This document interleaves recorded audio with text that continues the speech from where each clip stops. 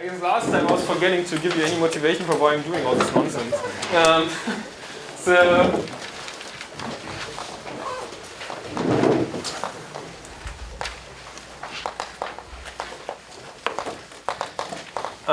So the reason I'm doing this is I want to define some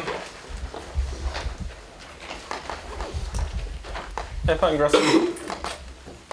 Grassmannian in our setup eventually. And so that's for some group G, and you can always present it as some loop group modulo some R plus G, where this is some infinite dimensional affine group if you want.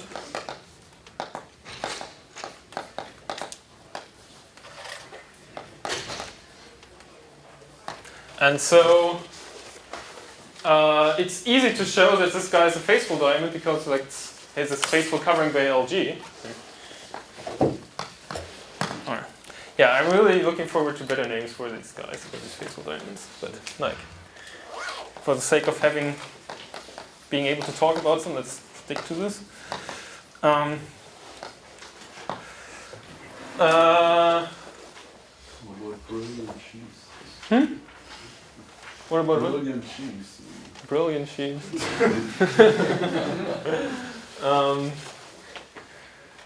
Sorry, can you repeat this? Why? What is the perfectoid space that covers L plus G? Well, it just needs to find some LG, and LG is not so hard. Like it's locally L plus G,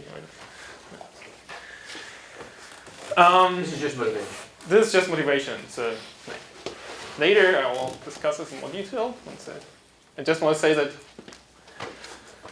it will be easy to see that this affine Grassmannian is like a faithful cover. And so it's hard to see that it's a diamond, because then I would need to produce a much better chart. And so in the world of algebraic spaces, there are such theorems which say that if you have like a faithfully flat finite type maybe cover, then actually there's an étal cover. And so the aim of today's lecture is to prove a similar result here for these diamonds. So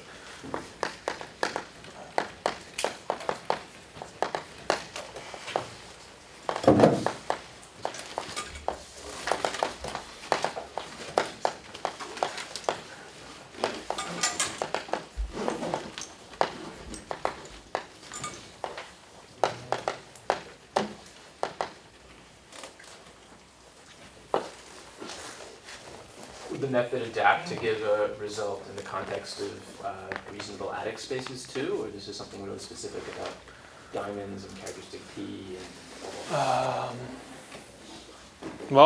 so I will excessively use W local things. So if you're trying to do some richer geometry, that's probably not what you want to do. Okay. And so faithful diamond is weaker than diamond. It's weaker, yes. Diamond sheet. Diamond sheet. Yeah. Let's just call it F diamond. Faithful diamonds and étal diamonds. Maybe you should put fake diamond.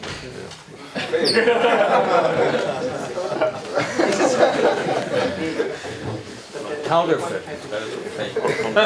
It's too long.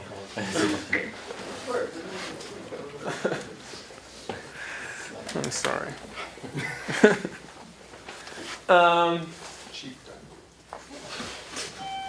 Well, diamond is already a sheep, so I don't understand why you cheat. Cheat. Sheep. Cheap. Cheap.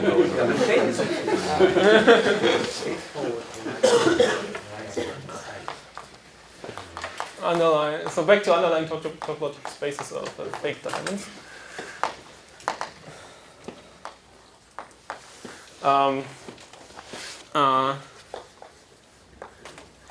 So recall this definition I was giving at the very end of last lecture. So that I have E a fake diamond. And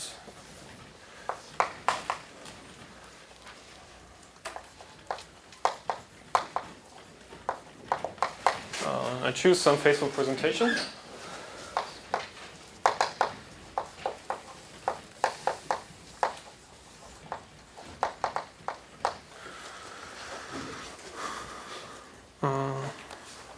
Then I was defining the underlying topological space of D to be the co-equalizer of this diagram on topological spaces. And last time I was proving that if you have any faithful surjection of perfectoid spaces, then it will induce a quotient map on topological spaces. And using this, you can check that this is well defined.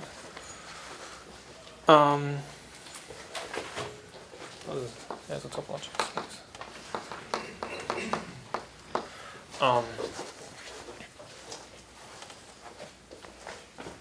So I should say that in general this is ill-behaved.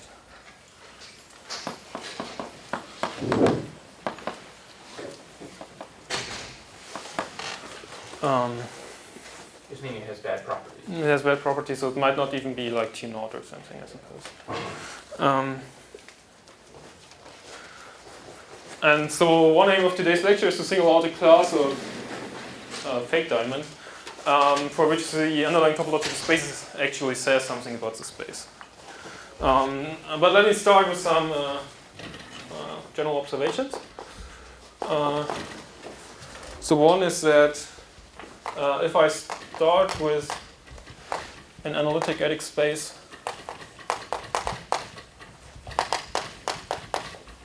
over the adic spectrum of ZP, so this guy has an associated diamond, and actually with this definition of the underlying topological space, that's just the underlying topological space of X. So let's check this.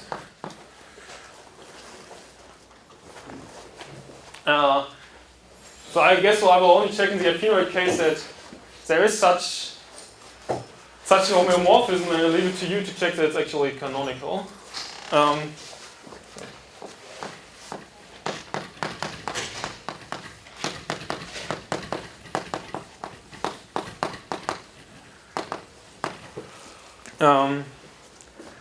And so how were we constructing the associated diamond? We were taking some big extension, R tilde plus.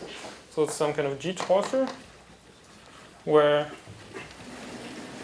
this is the completed direct limit of some Ri plus.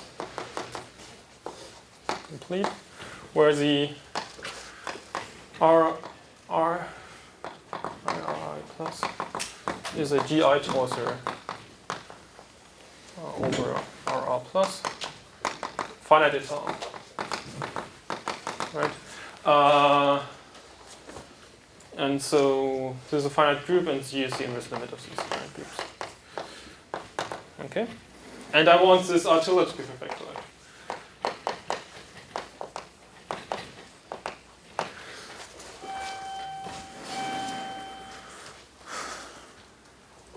And so then what happens is that the associated diamond will then, so I set X tilde to be the adic spectrum of R tilde plus, and Xi the adic spectrum of Ri plus. Okay, so then the associated diamond of X was to take. So X should be like flat over ZP? I mean, if it's in like analytic space over FP, I mean, that would also. I think it's still okay. I think everything wasn't this generality. Oh, the G torsor stuff doesn't mean cyclic. No, you can really do this finite étale converging characteristic P. Like even if you over even if R FP lower series T, if you take all the finite étale extended and complete, you still get a perfect field. You just need some topologically open. I just need that P is topologically equivalent in R, yes. So it is like the associated diamond of X tilde, which is just the tilde, so the guy represented by the tilde, mod profinite group G. And so the underlying topological space of X tilde will be the one of X, will be the one of X tilde, mod the action of G. And so the one of X tilde is just the inverse limit of the guys for the Xi's, and so that's the inverse limit What's the underlying topological space of xi? And here we just have an action of gi. But then each finite level, these are just the underlying topological space of x.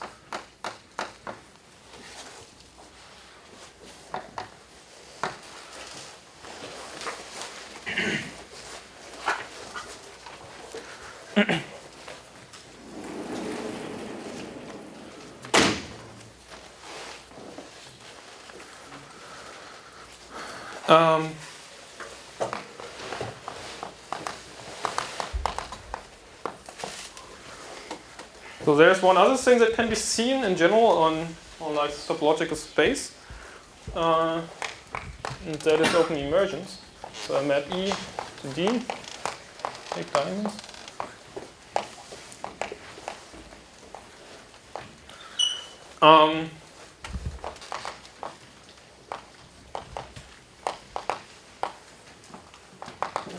It's an open immersion if for any or equivalently a faithful surjection.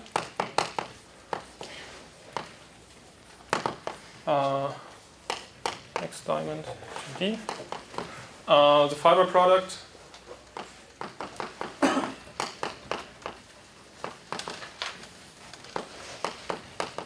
is represented by an open subspace of X.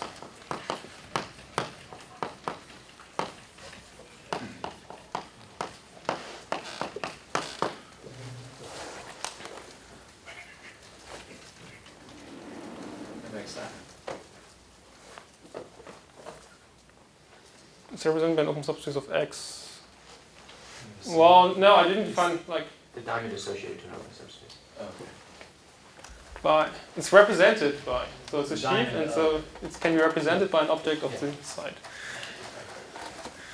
Oh, this distinction of honest adic versus adic spaces now has gone away, or You don't need it for this, yeah. no? I mean, this, yeah, the This was statement. weeks ago, come on. You're saying there's all that stuff about it, but now everything is. We're not. That's not an issue. Like, That doesn't. I mean, when you look at diamonds, you're only mapping into something, and that always works. Like maps from some Schiffer phenoid guy to anything is like what you think it should be, and so that's because we're only mapping into it. Okay.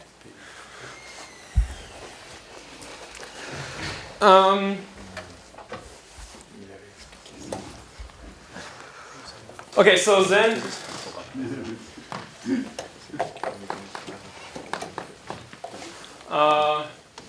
Those open subdiamonds can actually be read of the underlying topological space.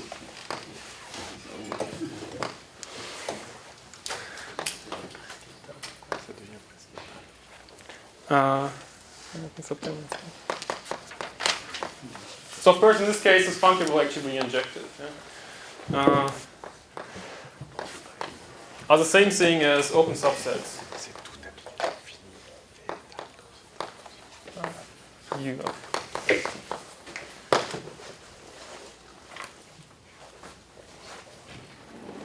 because say if you have such an open subset, then you can use it to define a new diamond by taking the pre-image in X, which gives you then something here, and the pre-image of the equivalence relation.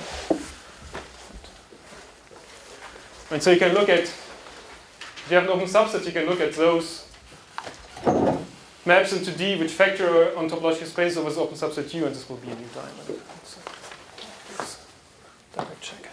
And so that's some of the general property you can make about topological space. The open subsets you see there correspond to open subdiamonds. Good. And so we want to single out. Can you make a good notion of closed immersion?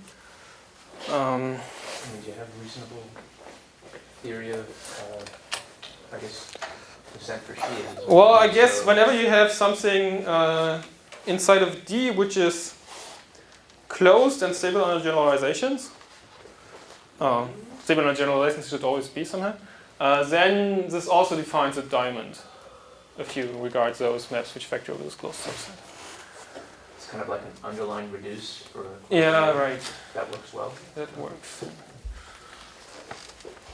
Again, so You can check this on the cover, and if this guy here happens to be W local, which you can always arrange, then this closed guy will always be representable.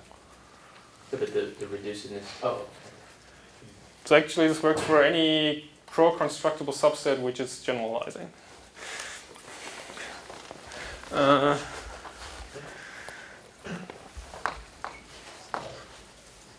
Okay.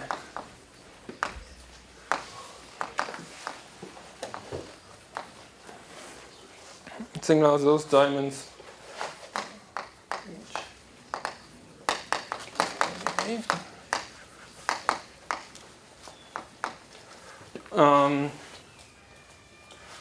So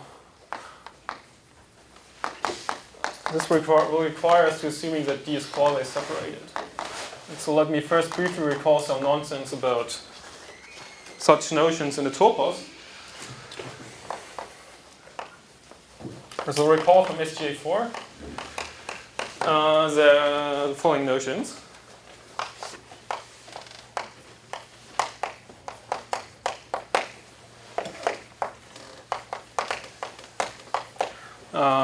So there's a notion of a quasi-compact. I will just write QC from now on, object. That's just what you think it should be. It means that any covering family has a finite subcover.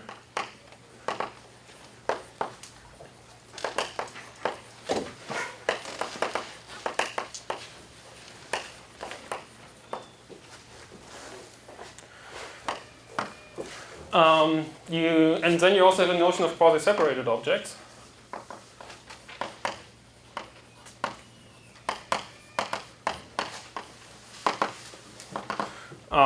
This means that is the following. So say some object Z is quasi-separated. If for any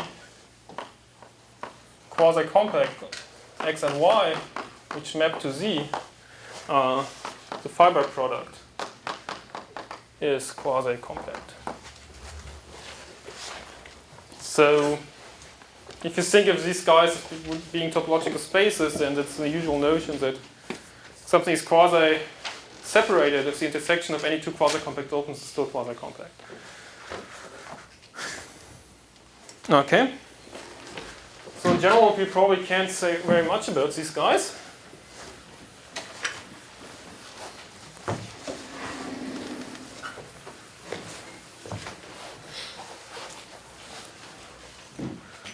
But if you happen to be in a situation where there is a generating family for this topos, everything can be written as a co-limit of such guys. So it's like a basis for the topology B, which consists of quasi-compact objects stable under fiber products.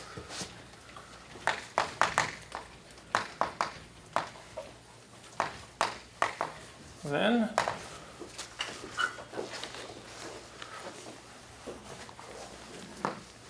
so in all usual situations, you can just take like affine schemes or whatever as this generating family. Then all objects of B, well, they're quasi-compact, but they're also quasi-separated.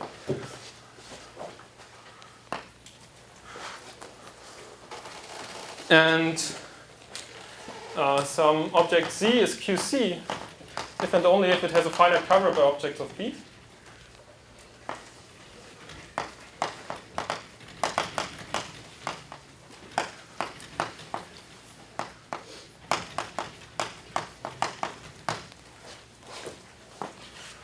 And finally, quasi-separated can somehow be checked by restricting these X and Y's to this family B. So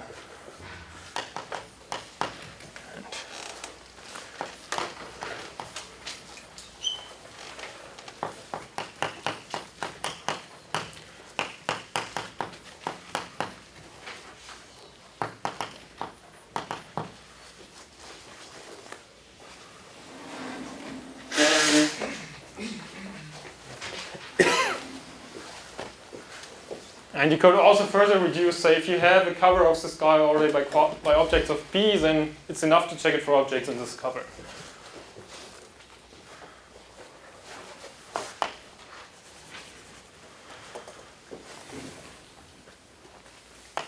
If C is covered twice in size and B, it's enough for slide.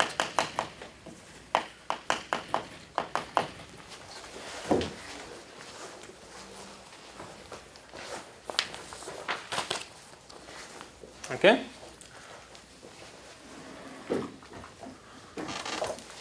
So in our situation, so this topos will be the topos of sheaves on the side curve for either the QPF or the faithful topology. And so there we can take the spaces to be the set of X diamonds where X is a finite perfectoid.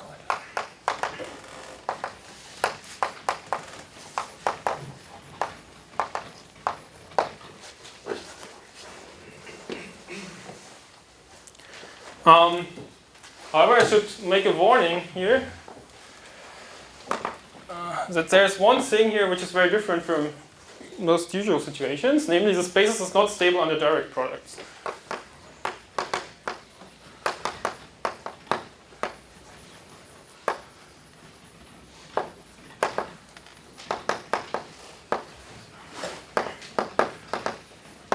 So, like in all cases. So, for example, if X is just the geometric point corresponding to like the simplest field we have in our setup, then X cross X will be this punctured disk over this field.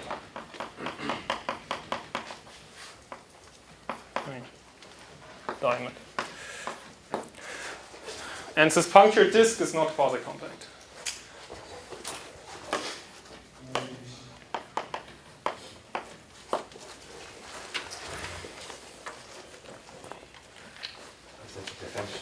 Perfectoid punctured disk. Yeah, but like if it's already characteristic P, then taking the diamonds also involves perfection anyway. So I don't have to bother writing it. But, yeah.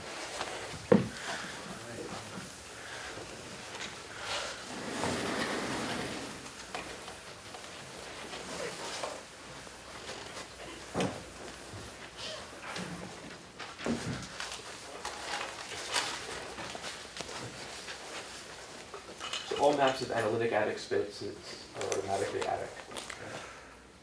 Oh, yes, that's right. Yeah. So that's why these fiber products exist. Yeah. The fiber products exist because in general, fiber products of finite spaces are not finite, as in this example. What I said earlier that they are if the maps are adic, but in this analytic setup, all maps are adic. So. Okay.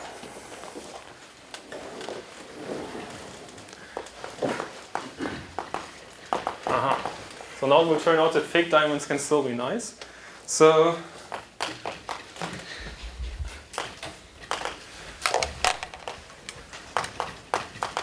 I would like to say it's just quasi-separated, but I need to put an extra assumption in, and so I need a name for that. And so it's the worst name, so suggest a better one. Let's see what it is first.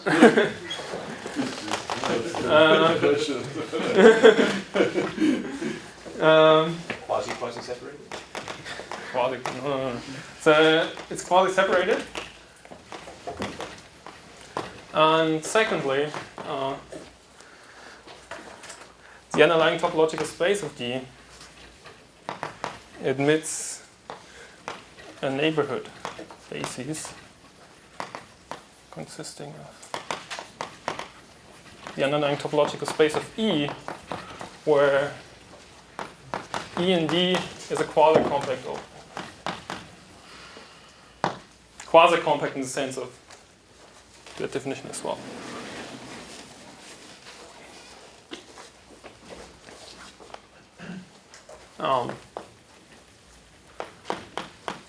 So for algebraic spaces, that's set up. In the analog situations there, 1 implies 2, so you don't see this there. So the issue that this will eventually, the reason that I have to put this extra assumption is that my covering maps are not always open. And this, for algebraic spaces, you have entire covering maps which are open, and this implies the second part. Okay.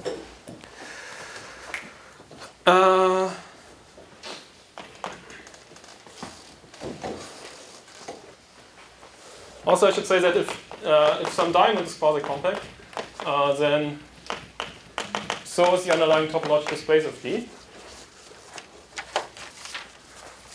Just because any open cover pulls back to uncover.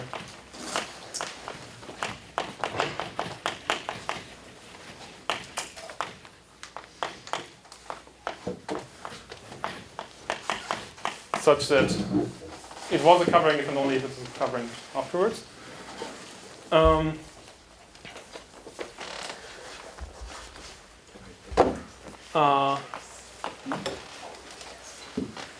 And so in particular, these underlying topological spaces of E that we will see here, they will be quasi-compact open subsets of the underlying topological space of D. So this gadget here will turn out to have plenty of quasi-compact open subsets.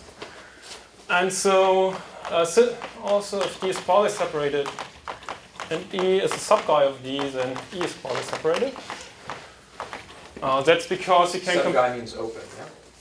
Open, yeah. Well, I mean, this would actually be true for any subguy, because you can compute the Fourier product of E as a Fourier product of a D. And so this means that this notion of being nice passes to subdiamonds. I mean, open subdiamonds, because quasi-separation goes, and then we have neighborhood bases actually, so that also passes to any subguy. If it's open.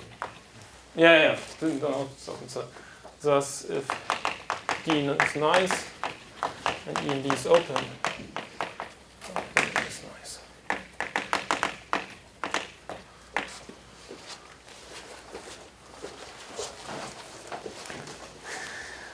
Okay.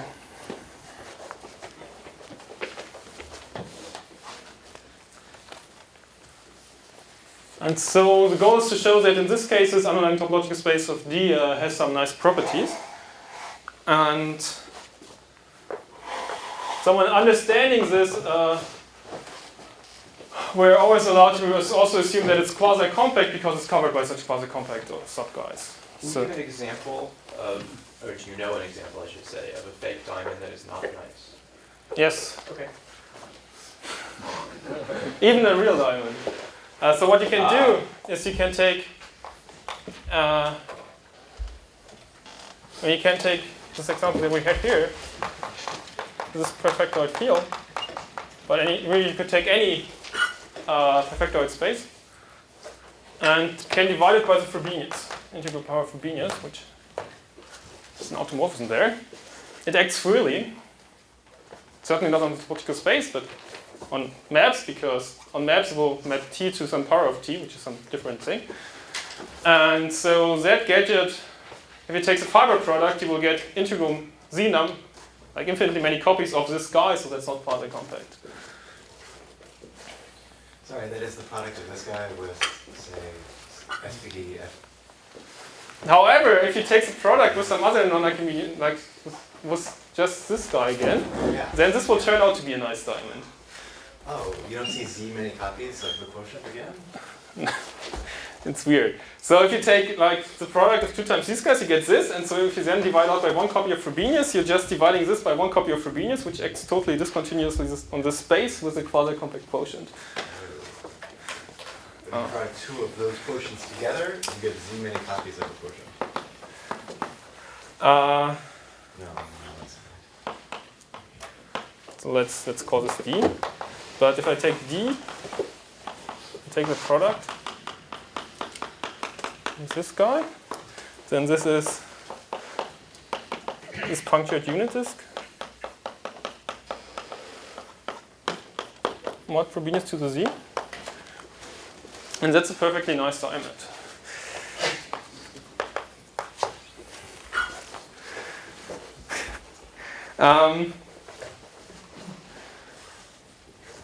That's because of this issue that the spaces are not stable under direct products. No, I'm sorry. So this example on the upper right here, Yeah. it has a kind of cover just by the diamond of that field. Yes. And that's like your X. That's my X. And Yes. that topological space is not a point. The topological space is a point. Yes. So this has just a point as underlying topological space. So how is it not nice? It's not quasi-separated. Oh! Sorry, let me refine the question. Do you have an example? I mean, do you have an example of a quasi-separated fake diamond that is not nice? I mean, that's a necessity of condition okay. So I don't know whether it might still be true that one implies two, but I have no. Like, Sorry, that's maybe I should make this remark. okay. So.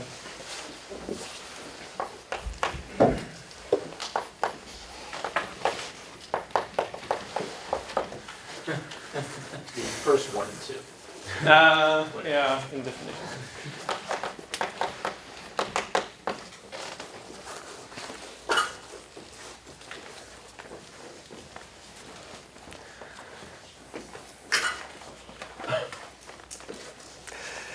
It's weird.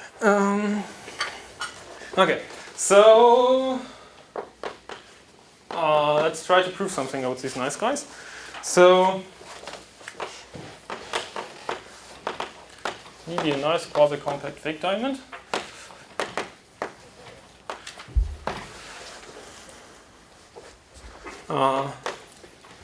Then so because it's quasi-compact, we can find a cover by finitely many affinoids, and so we can find a cover X diamond to D, a faithful cover, where this X is still QCQS.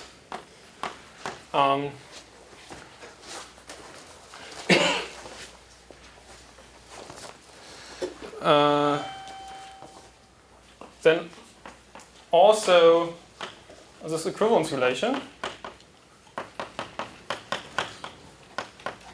is QCQS. It's certainly quasi-compact just by definition of quasi-separated. And you can check it's also quasi-separated essentially because it's sub-object of this quasi-separated guy X cross X. So the topological space, of course, is a co-equalizer diagram on spaces.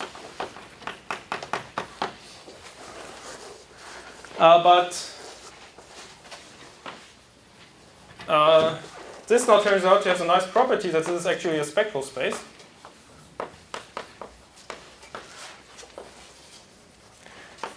And also the quotient map from X to D is a spectral map.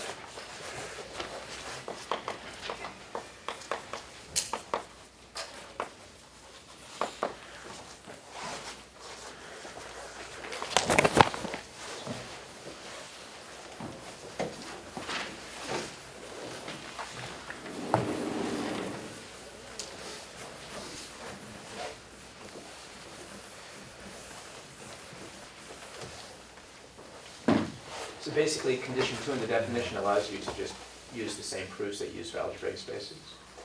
I think so, yeah. So let me just say what the essential point is here.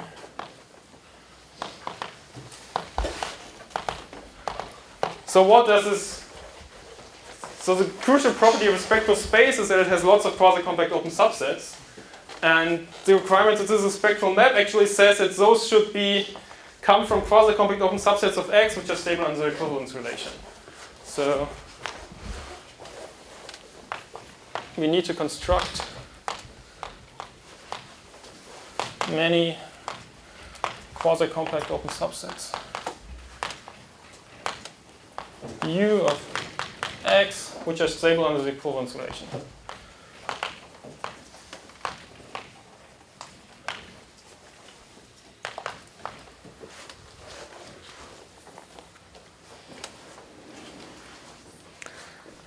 And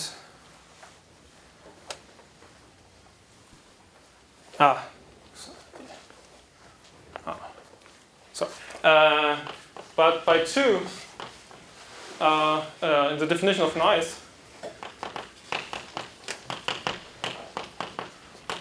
we can just take pre-images of E for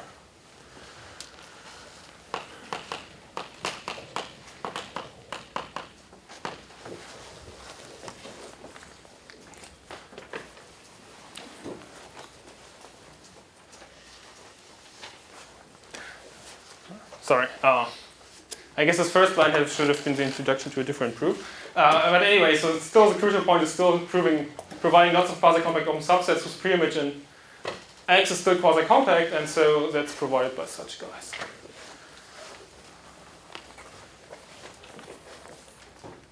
So because this is quasi-compact as an object of the site, this namely implies that if I take E cross dx inside of X, and this is still quasi-compact. And so the underlying topological space of E times dx in X is.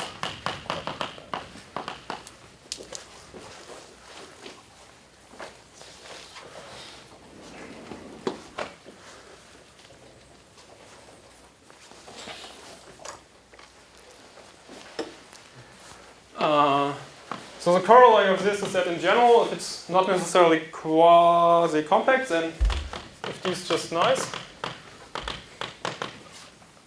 then the underlying topological space is locally spectral, meaning has a open covering by spectral spaces, which are just those guys constructed there.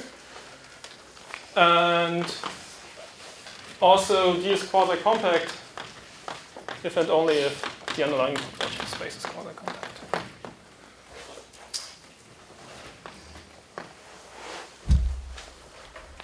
Certainly D quasi-compact implies this, and conversely, if the underlying topological space is quasi-compact, then we can find an finite open covering by quasi-compact open subguys because it's nice and topological space, and get a finite covering there. So, so that's good. But we actually need to be able to check that these conditions are satisfied in interesting examples. And so that's a following proposition. So to check whether a diamond is nice or a fake diamond, I can use the following proposition.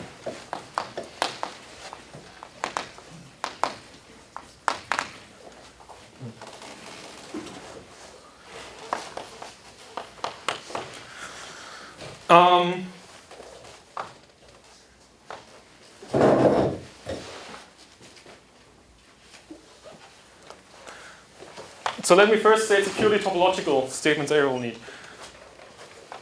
So assume that I have a spectral space, and R and X cross X, spectral and generalizing equivalence relation.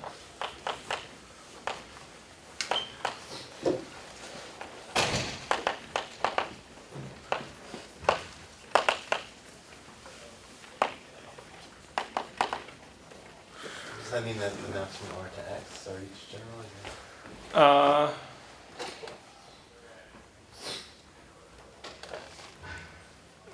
Yes, the maps from R to X are each generalizing. Well, actually, this follows from what I will say next. So just say spectral equivalence relation. That means the maps from R to X are spectral. That means so this is a spectral space, and this maps to the product of spectral. That's good.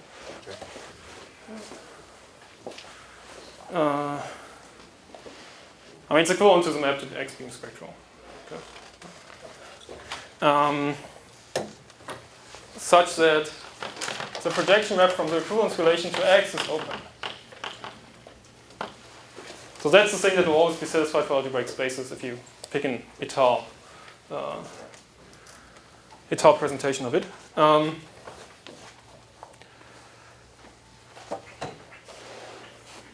And just for emphasis, let me again say it's spectral smorphism. Then if the quotient of X by R will be as nice as you would hope. So it is a spectral space.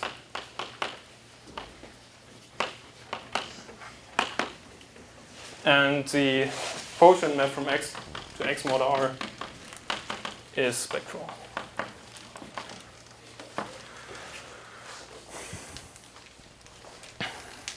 This is just the population with points of topology. This is just points of topology, yes.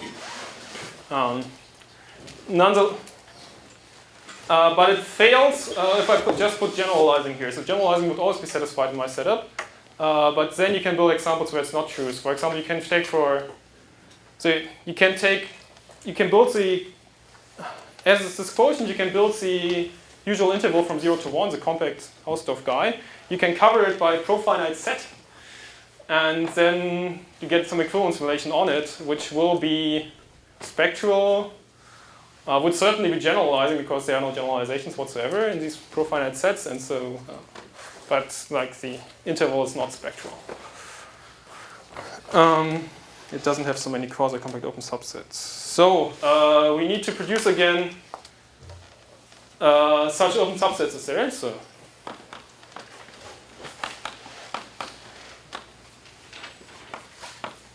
U and X quasi-compact open and are stable.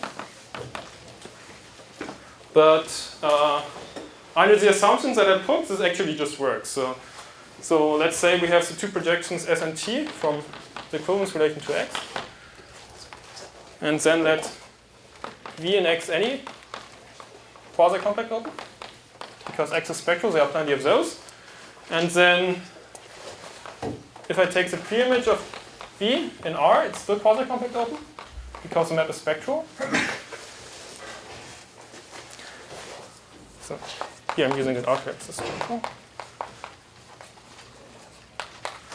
And then if I take the other projection of it, it's again something in X. That's certainly quasi-compact because it's covered by something quasi-compact, but it's also open because R to X is open. And whenever you do this operation T of S inverse to anything, it will become R stable.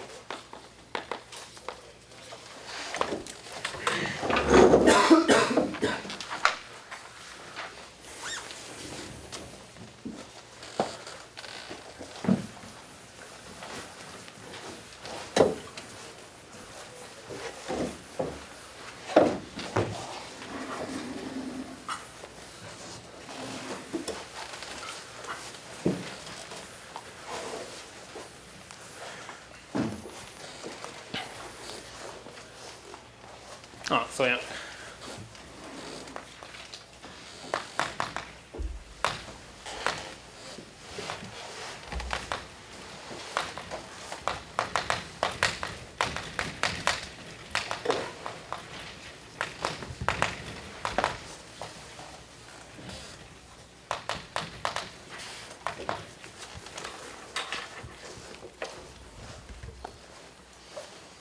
So in this interval example, is the interval quasi-separated? Well, someone lives in a world with not enough quasi-compact objects anyway. So Well, if you think of it as like a sheaf on profinite sets. as a sheaf on I profinite wonder set. if you use an example to 1 and 1. As a sheaf on profinite sets. I suppose it is, right? Because I think so. yeah. I mean, if you take like any two profinite sets and then it takes a five product, you still get some compact Hausdorff thing. So that's still quasi-compact. And so yeah. So actually this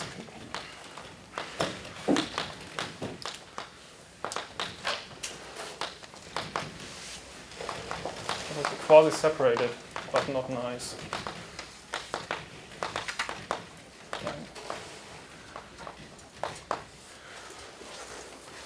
So the example will be of a profinite space with a profinite equivalence relation on it, whose quotient is not spectral, but some compact interval.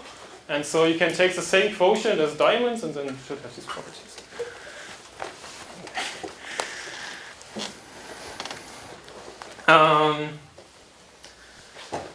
Good. So what this means is that if I have So you can remove 0.4 of your remark. I can remove 0.4, yes.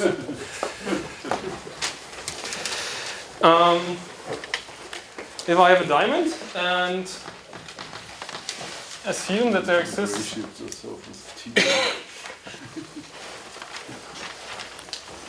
assume that there exists some presentation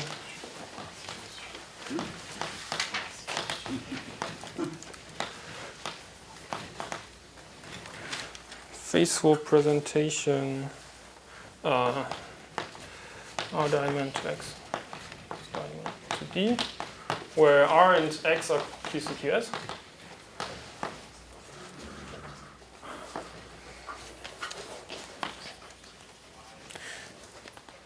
And the map from the equivalence relation to X is open. Then D is a nice quasi-compact diamond. Oh.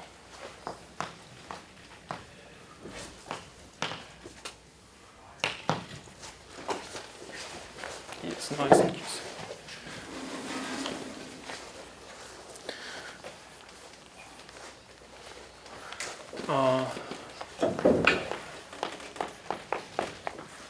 Why? So, first of all, that X is QC and covers D implies that D is QC. And then that the equivalence relation is still quasi-compact implies that D is quasi-separated.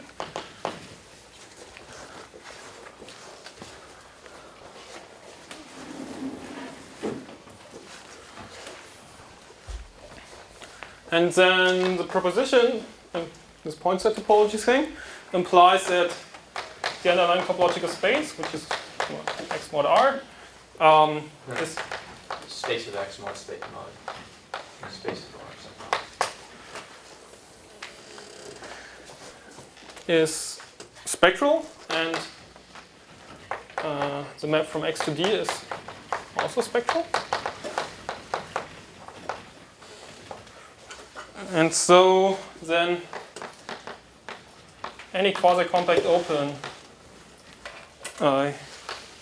U and D, let's write first U, defines, well no, let's write, defines E and D an open subdiamond,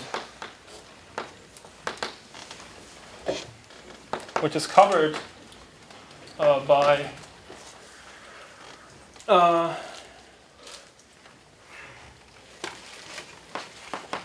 E cross dx, where this guy is still quasi-compact, as the preimage of U in X will be quasi-compact. So E itself quasi-compact.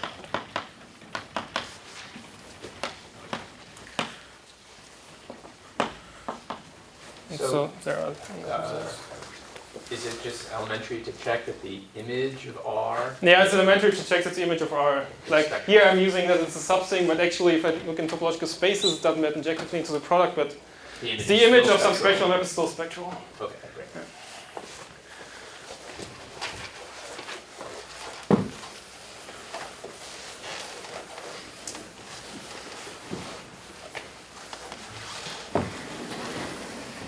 Yeah, so the image of any spectral map is actually a pro-constructible subset.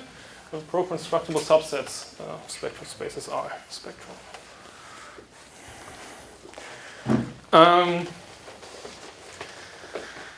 Okay, so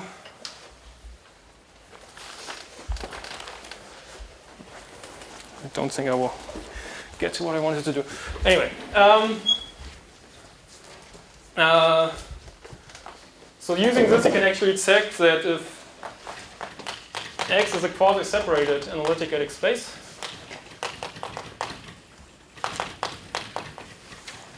or is quasi P, then its associated diamond is nice.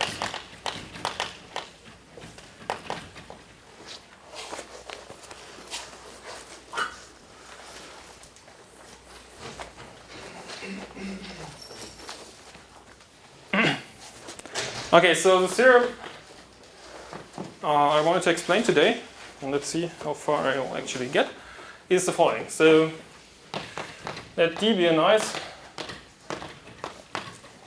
quasi-compact fake diamond.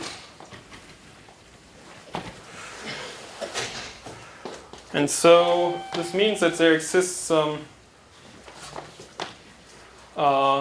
faithful presentation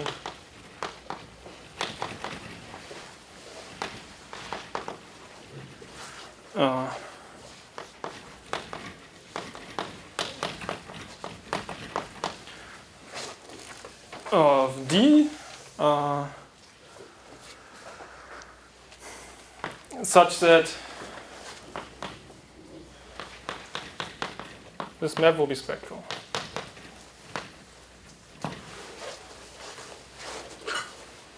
And everything is a spectral topological space. So R and X are QCQs.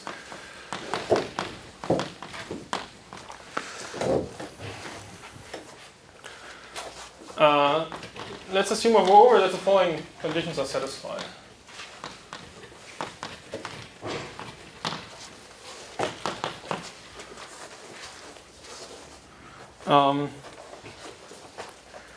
The first is that, and both of these are not very hard to verify in practice, that this surjection, this faithful surjection, is actually a surjection on the QPF side, i.e. for all Y diamond mapping to D, there exists a QPF cover Y prime to Y in a diagram.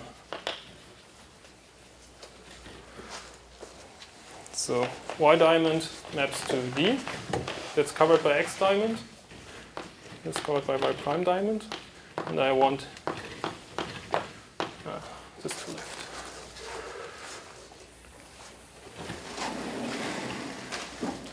So in the context of this Fn-Grassmannian, this will parameterize some finite projective modules with some extra data, and on X you will trivialize this finite projective module, which a priori is a torsor under some GLN, but actually you can like theoretically locally do it, trivialize it. So that's satisfied. And the other condition I need is that the points of D are not too bad. And so one way to say this is that for all X in the underlying topological space of D, there is a QPF morphism from some X diamond to D such that X is in the image of the map of topological spaces.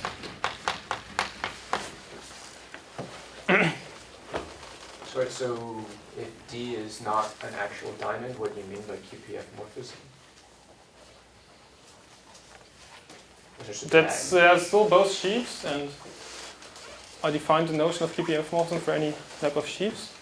It means that whenever I pull back to anything, the fiber product. There's no representability. It is with representability. So, like whenever I pull back to something. Oh, it's representable. Yeah. Oh, okay.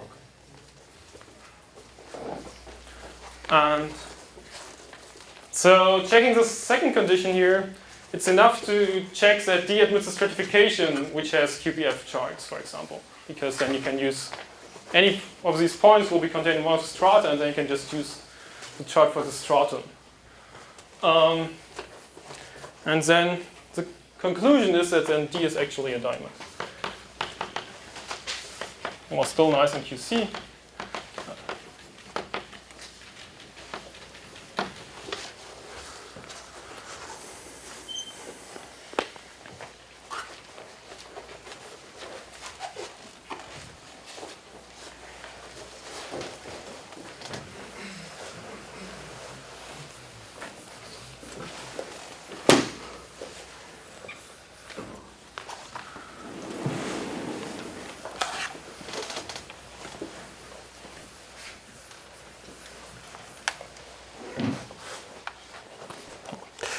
Okay, so let's first do some reduction steps.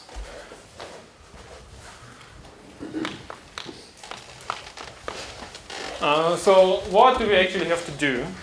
So I claim that what we have to do is just the following. So it is enough to find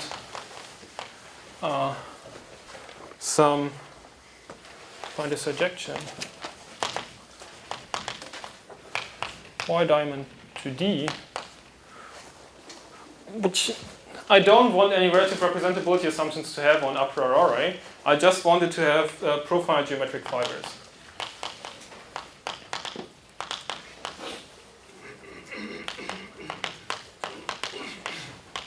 Meaning that whenever I pull back to a geometric point, the pullback is then representable in just a profinite set of points.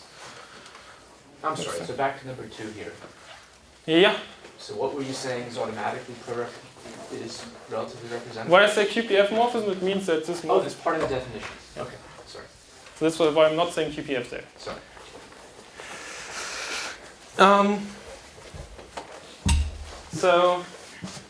So indeed, if you have such a guy, then after like a QPF cover, using 1, which we can just do, y diamond to D factors here, axis to left. And so that gadget here is relatively representable. And that's the morphism of representable guys, so obviously it's relatively representable. And so this will then imply that the map to D is actually relatively representable.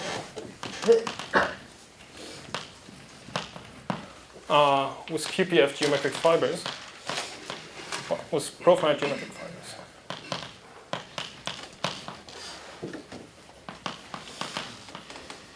And so for representable morphism, checking whether it's QPF, you just have to check that it has profinite geometric fibers. And so this means that this map is actually a QPF surjection from something representable, and so this means that D is a diamond.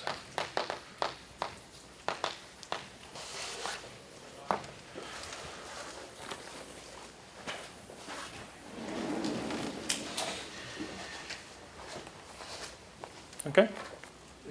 I'm sorry, what was the theorem before? But if you have a QPF cover, then... No, this was just a definition of diamond, right? Diamond is... Like, yeah. No, I mean, like, the theorem was that if I have a QPF morphism, then actually I can find another proetal cover such as a composite proetal, so if you want to get... Yes. So QPF morphisms are generated by such...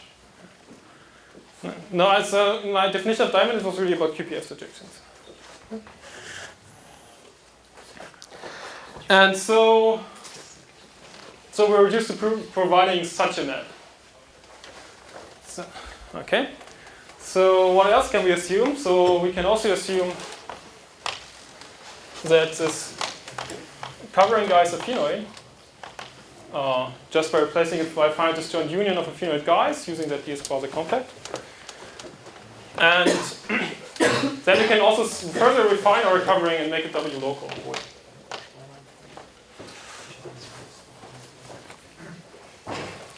So when you speak about geometric points, does it always mean SPA of a rank 1? Like Yeah, that's enough for SPA rank 1 points. The other point.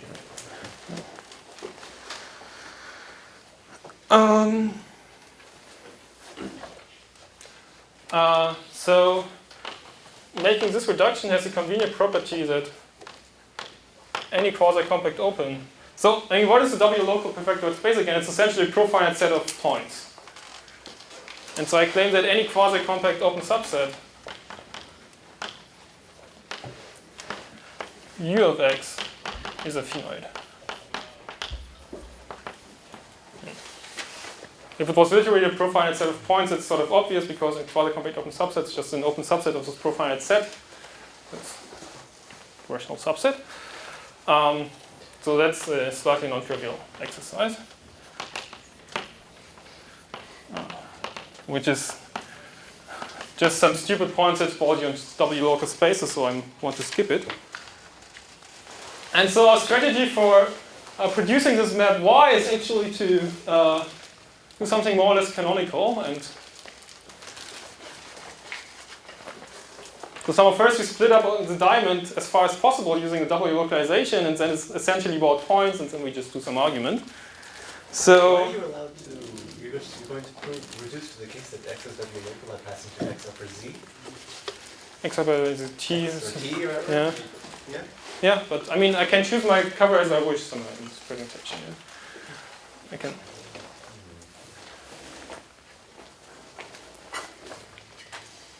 The x in 2 has nothing to do with Shit. Some space corresponding to X. Oh, sorry.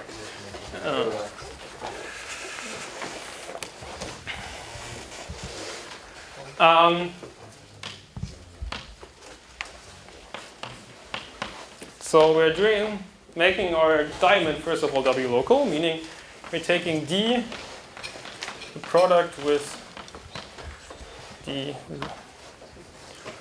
W localization of it, meaning dt is some inverse limit of, or some I, index at I, or some j's of uij's, where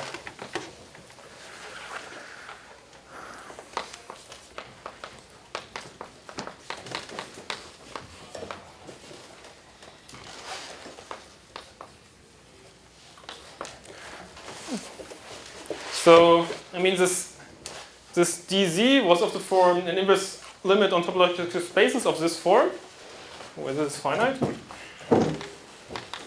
And then each of those gives me a canonical diamond, uij, and then it takes the inverse limit there. And so this is still a diamond, as each of these pullbacks here will still be a phenoid, like this x will still be a phenoid. So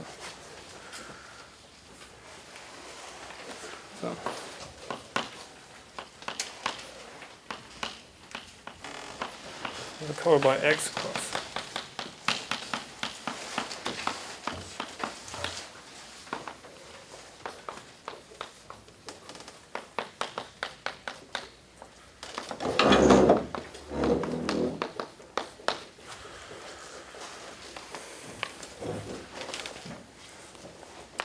And so the reason I made this reduction is to have really something aphenoid still, although like a priori I just have some quasi-compact open subsets here at each stage, and I don't know whether I can really take this inverse limit here.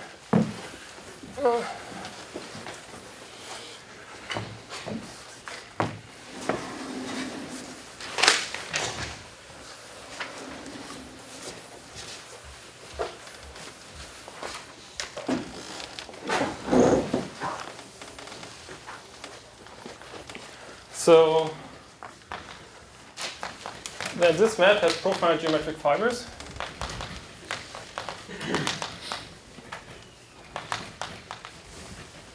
So I can assume without loss of generality that D is W local. Right. Topological space. Yeah? When you talk about fibers, it means that we put like something. To some sparse COC, yeah, for some geometric point. Oh, I see.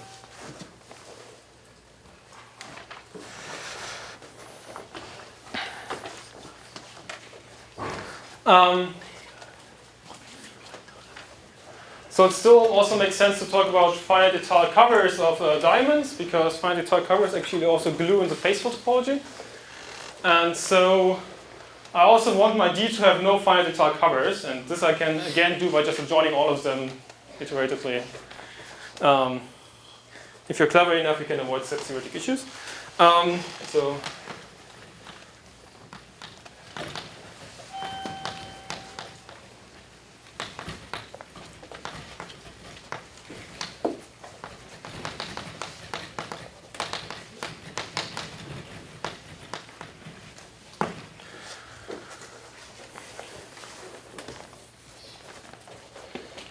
And so then the goal will be to show that D is actually representable.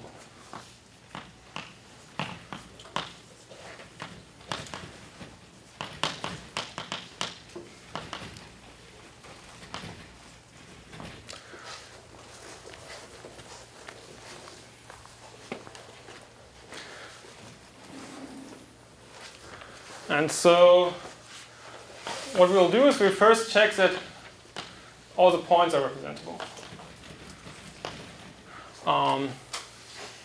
Or that all connected components are representable.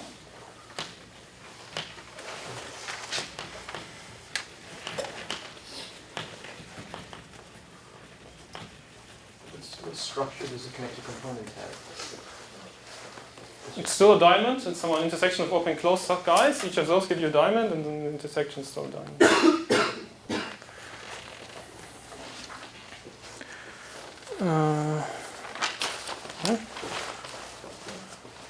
So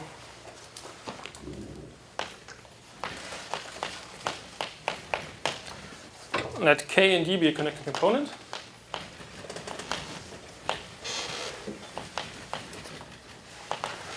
And so because it's a W local space, such a connected component has a unique closed point.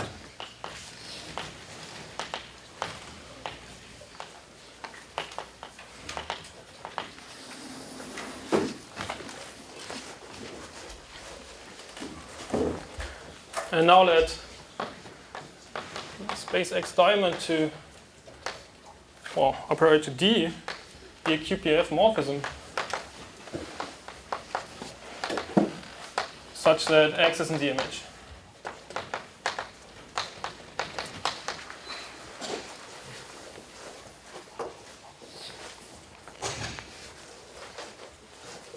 And actually, we can assume that this is just sparse C++, but a further QPF covering which just preserves this point. So where C is an algebraically closed field. That's my idea, I guess. And C plus and C, or which is doing of integers and open valuation subring.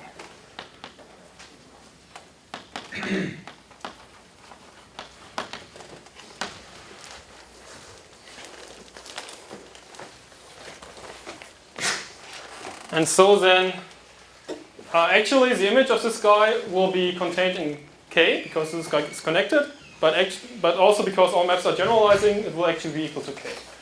So then, the image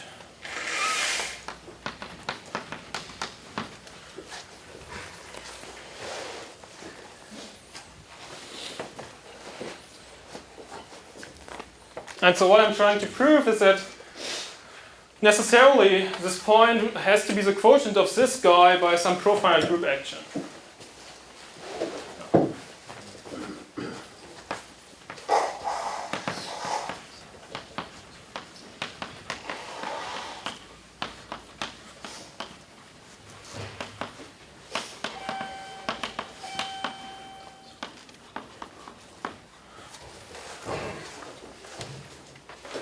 Sorry, why does the image has to land inside of K? Because it is connected. Oh, sorry.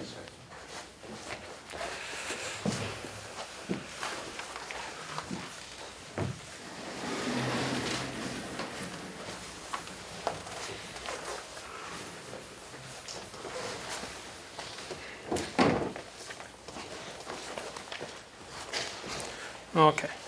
So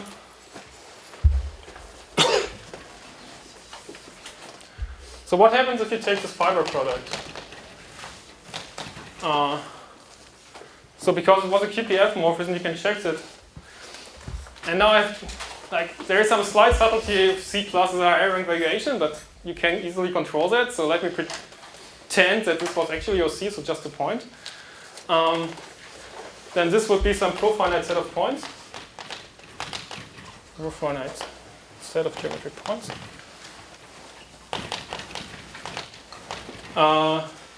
Which comes with a group structure.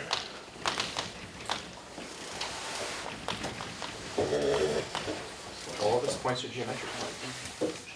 Yes. Yeah. So that's what I mean by profinite geometric fibers or QPF model that really over geometric points really just a profinite set of points with the same residue field.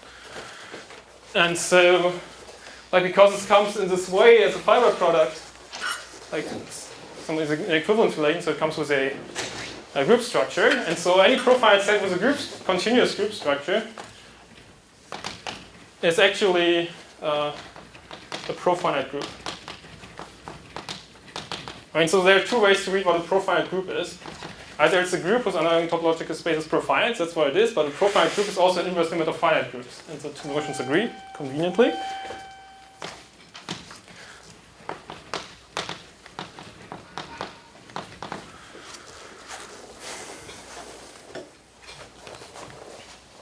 And so for any open subgroup,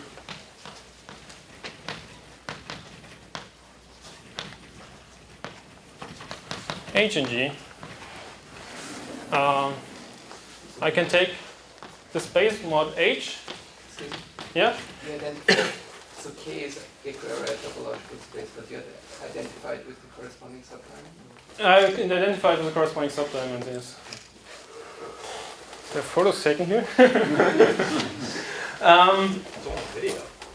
Well, it's all on video anyway, right? So this map factors you as X mod G, which then would just be K, and I can also mod out by some slightly smaller open subgroup. And so this will be a finite état.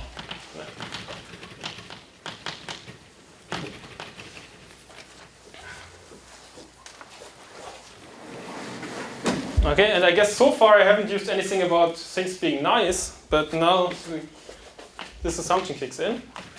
So what I want to do is I want to spread this into a small neighborhood. So you mean condition 2, nice. Well, condition 2 I used to get this as X. Haven't you been using quasi-separated? It's all over the place. Have we? Maybe we. Sorry, we haven't. Yeah, sorry, forget it. But we will use it once more in a crucial way. So.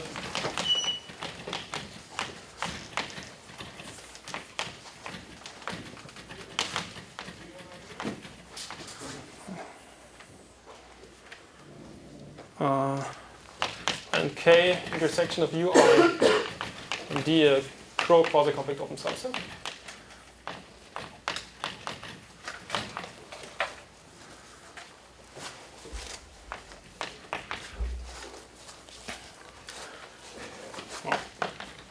I mean, and each of the UIs in K then acquires a structure as a diamond. And so then quite entire covers of K all spread into a small neighborhood UI.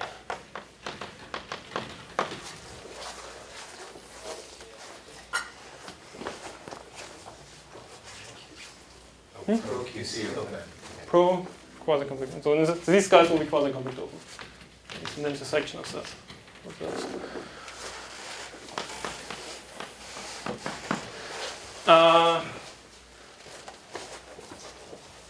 So we have a presentation R to T with R and X QCQS. And then similar results hold for R and X by this theorem of Erkig, Gauer, and Romero.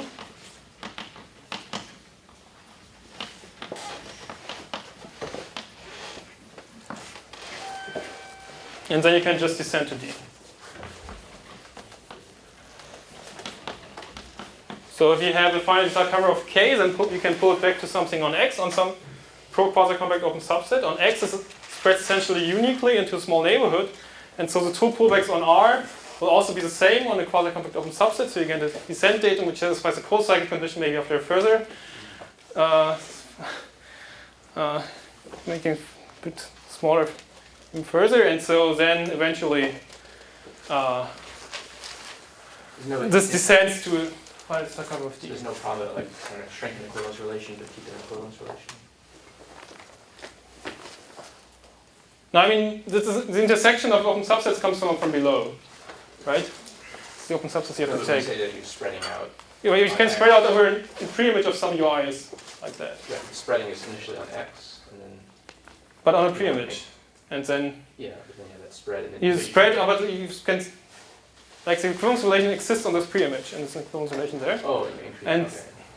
To make it the same finite entire cover, you can again shrink to something which comes as a pre-image. This one.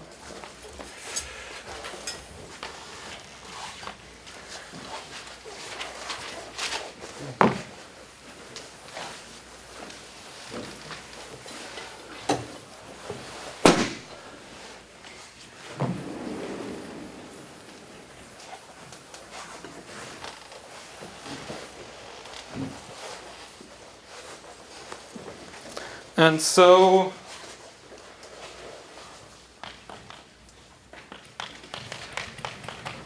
to K extends to finite guitar cover.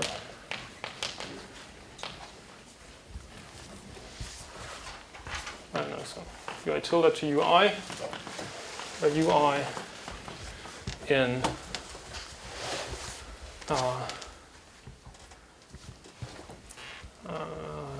D is open and closed, because I can write this K as the intersection of these open and closed subsets containing it. And then UI tilde disjoint union D minus U tilde UI to D is a finite guitar cover.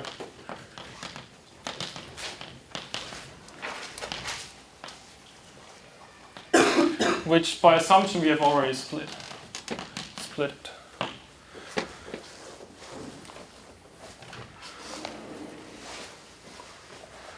And in conclusion, this means that therefore the map from Sx mod H to K is split.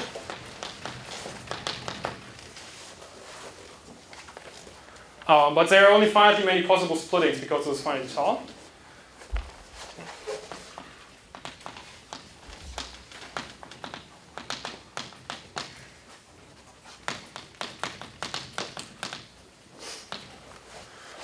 So taking the inverse limit over all the h's, we see that Sx to K is split.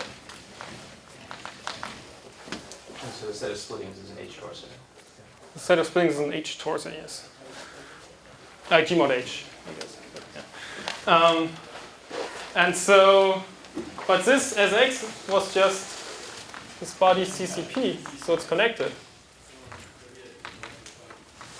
And so there's not much choice for what a splitting is. And so this means that Sx actually maps isomorphically to K.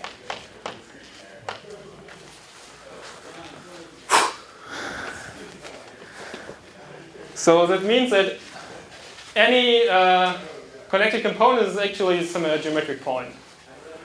And so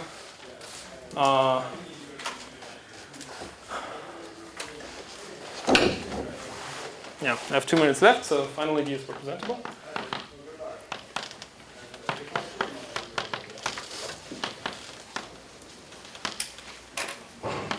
So what you can do is you can look at the topological space D, and then you can look at these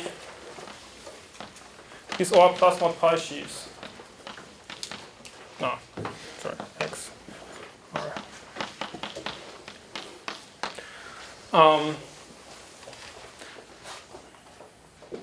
So I want to show that there are somewhere enough functions on X which are the same on R.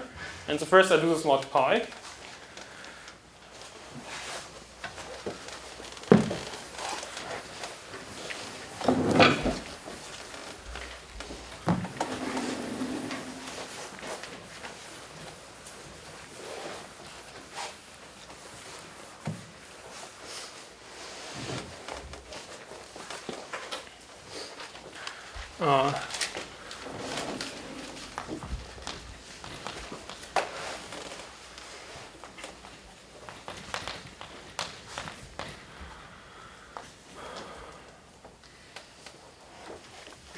X plus mod pi on pre-image of some K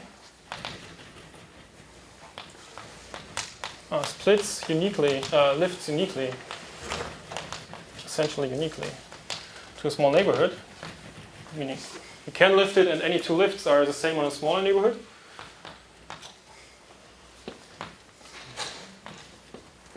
And so it lies in the equalizer. And so if it was in the equalizer in pre-image of K,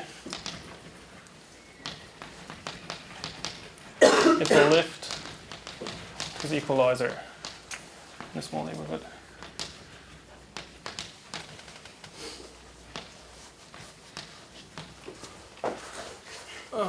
By this uniqueness. And so this means that there are many sections of this guy. So if I let this be OD plus mod pi.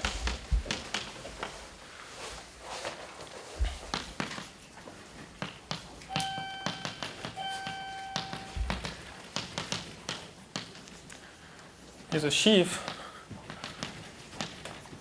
who stalks some of the OC@x plus mod pi.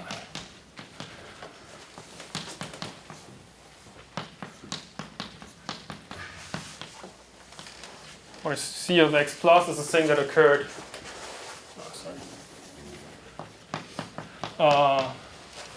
Occurred here.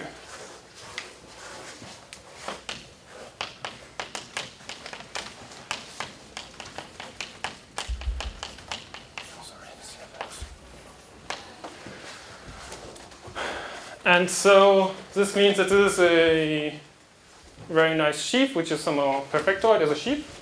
But on the W local space, that means the global sections also are nice. So.